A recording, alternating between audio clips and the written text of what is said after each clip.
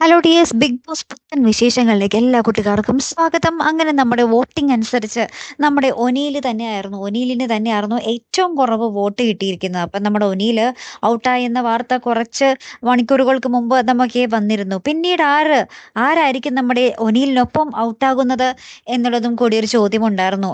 ഒരാളെ പോകുന്നുള്ളെങ്കിൽ ഒനീലിനൊപ്പം ആര് എന്നുള്ളൊരു ചോദ്യത്തിന് സാബുമാൻ അല്ലെങ്കിൽ നെവിൻ എന്നായിരുന്നു നമ്മുടെയൊക്കെ ഉത്തരം. കാരണം ഒനീലിന് തൊട്ട് മുകളിൽ തന്നെ ഉണ്ടായിരുന്നുള്ളൂ ഇവരുടെയൊക്കെ സ്ഥാനം. സാബുമാനാണെങ്കിലും ശരി, നെവിനാണെങ്കിലും ശരി, ഇവർക്ക് ഒരേ പെർസെന്റേജ് വോട്ട് തന്നെയായിരുന്നു.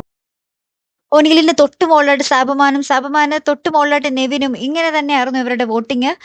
ഏറ്റവും ലാസ്റ്റ് മൂന്നാമത്തെ 3 സ്ഥാനക്കാർ ഇവരൊക്കെ തന്നെയായിരുന്നു. അപ്പം നമ്മുടെ ഒനീലിനൊപ്പം സാബുമാൻ അല്ലെങ്കിൽ നെവിൻ ഔട്ടാകും എന്നുള്ളൊരു പ്രതീക്ഷയിൽ തന്നെയായിരുന്നു നമ്മുടെ പ്രേക്ഷകർ.